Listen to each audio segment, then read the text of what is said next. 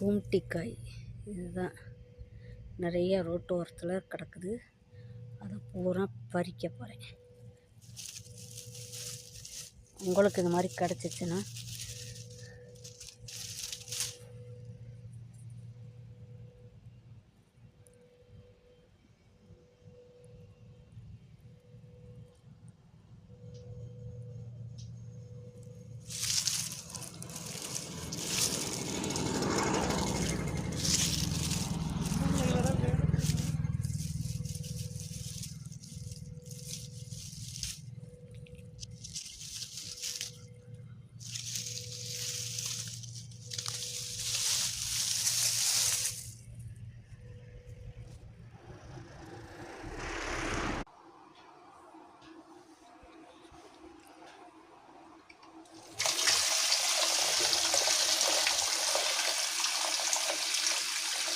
இது கும்ட்டிக்காய் மினுக்கு வத்தன்னு சொல்கிறாங்களா, அந்த காய். இது காட்டில் பறிச்சிட்டு வந்து கழுவி நறுக்கி காய வைக்கிறது.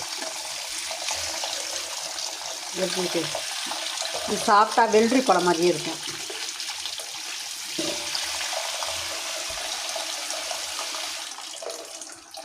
ஊறட்டு தண்ணியில் கொஞ்சம்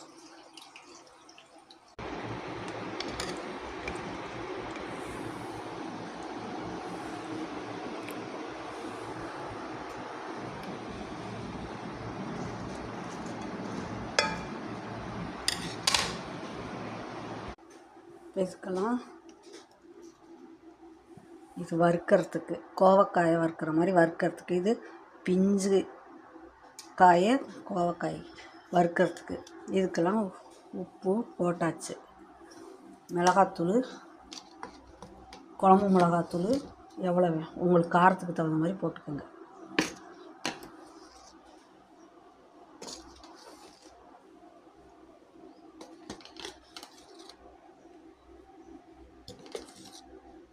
இது வறுக்கிறதுக்கு.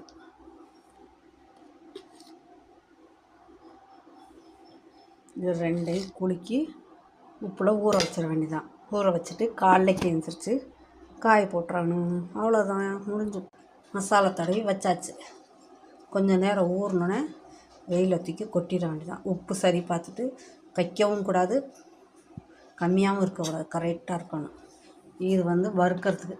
நைட்டு சோத்துக்கு தொட்டுக்கலாம்.